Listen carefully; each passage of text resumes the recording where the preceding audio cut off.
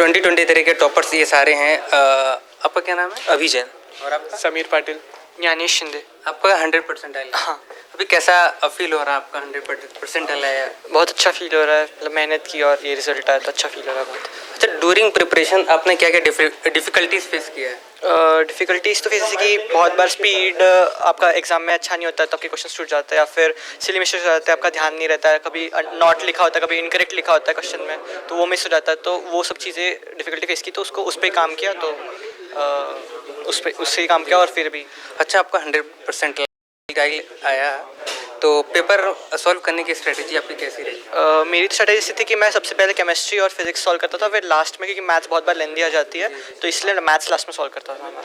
और फिजिक्स का पेपर कैसा रहा? फिजिक्स का पेपर तो इस साल मेरी शिफ्ट में ईजी आया था। जी आया था आपका। और कोटा का एक्सपीरियंस आपको कैसा रहा? कोटा का बहुत अच्छा एक्सपीरियंस था, इधर आइलैंड में बहुत सपोर्ट मिला और कोटा का पढ़ाई का माहौल है इधर, बहुत सारे बच्चे पढ़ते हैं तो आपको दूसरों को देख के भी मोटिवेशन मिलता है कि वो कर रहे हैं तो हमें भी करना चाहिए, हम भी अच्छा परफॉर्म कर सकते हैं। अच्छा, अभी जो बच्चे आ रहे हैं कोटा जेईई मेंस के लिए, क्या उनको सजेस्ट करना चाहोगे आप इसे ज्वाइन करने के लिए? हाँ बिल्कुल, क्योंकि इधर का सपोर्ट सिस्टम इतना अच्छा है कि आपको कोई भी प्रॉब्लम है अगर आप उन्हें बताएं सिस्टम को तो वो आपकी प्रॉब्लम ज़रूर दूर करेंगे और आपको जो भी सपोर्ट चाहिए रिक्वायर्ड आप मांगेंगे तो आपको मिलता है। अच्छा, आप कितनी ईयर से कोटा रहते थे? 5 साल से कोटा में हूँ, मतलब 8th स्टैंडर्ड से। अच्छा, 8th स्टैंडर्ड से आपने एलियन ज्वाइन करके पढ़ाई स्टडी की आपने। आपका क्या डेली रूटीन रहता था कोटा में? सुबह मतलब उठने के बाद ब्रेकफास्ट होकर क्लास जाता था, क्लास से वापस आने के बाद जो भी क्लास में पढ़ा उसका रिवीजन, फिर लंच करता था, फिर जो होमवर्क है वो करता था, फिर खेलने जाने के बाद घर पे जब आते खेलते भी थे? हाँ खेलते भी थे। फिर घर पे आने के बाद म्यूज़िक सुन के फिर खाना खा के जल्दी सो जाता था। और आपका क्या डेली रूटीन रहता था कोटा में? क्लास सुबह ब्रेकफास्ट करके क्लास जाते थे, फिर आते थे लंच करते थे, फिर 2-3 कितना आवर स्टडी आप डेली करते थे? 6 to 7 hours self study. 6 to 7 hours. आप भी 6 to 7 आवर्स। इतना कम स्टडी करके आपने? सेल्फ स्टडी क्लास का मतलब 5 घंटे और। अच्छा, कौन सा सब्जेक्ट आपको ज़्यादा डिफिकल्ट लगता था? केमिस्ट्री। आप? केमिस्ट्री। और कौन सा सब्जेक्ट आपको इजी लगता था? फिजिक्स। मैथ्स। फिजिक्स। आपका क्या डेली रूटीन रहता था कोटा में? मैं सुबह उठ के सुबह 7 से 8 एक टेस्ट देता था, फिर 5 से 6 घंटे क्लासेस होती थी, फिर घर आकर सेल्फ स्टडी करता था 6-7 घंटे। सुबह वही क्लास, मतलब हमारे टेस्ट होते थे रेगुलर तो 1 घंटे के वो देते थे।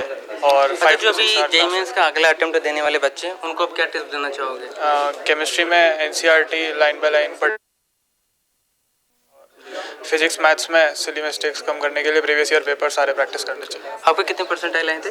99.9986। अच्छा, पेपर सॉल्व करने की क्या बेस्ट स्ट्रेटजी होनी चाहिए?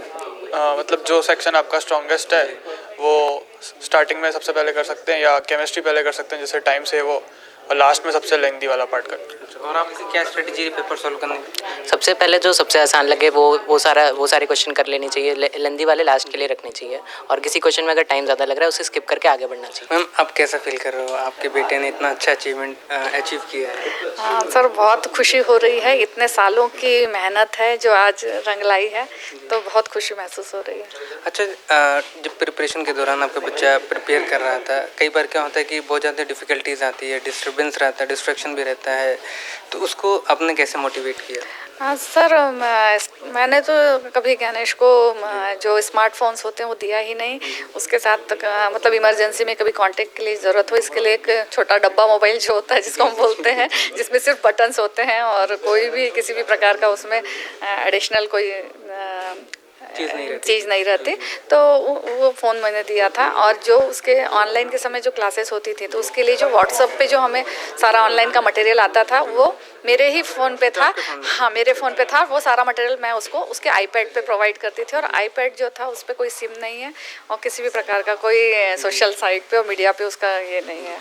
मैम, एज अ पेरेंट आप और भी पेरेंट्स से जिनके बच्चे प्रिपरेशन करते हैं उनको आप क्या टिप्स देना चाहोगे पेरेंट्स को? हाँ, पेरेंट्स को यही कहना चाहूँगी कि बच्चे को अगर आप कोटा भेजते हैं तो कोशिश करें कि बच्चे के साथ कम से कम आप एक व्यक्ति कोई ना कोई मदर स्पेशली रहे, क्योंकि पढ़ाई के यहाँ पे माहौल है, लेकिन क्या होता है कि कंपटीशन, यहाँ देश भर के सबसे बेस्ट स्टूडेंट्स यहाँ पढ़ने के लिए आते हैं, तो कंपटीशन भी बहुत ज़्यादा होता है और एग्ज़ाम के दौरान कई बार बच्चों से गलतियाँ होती हैं तो मार्क्स कम हो जाते हैं, तो बच्चे डिमोटिवेटेड फील करते हैं। तो ऐसी स्थिति में मदर का होना संभालने का बहुत ज़रूरी है। Thank you.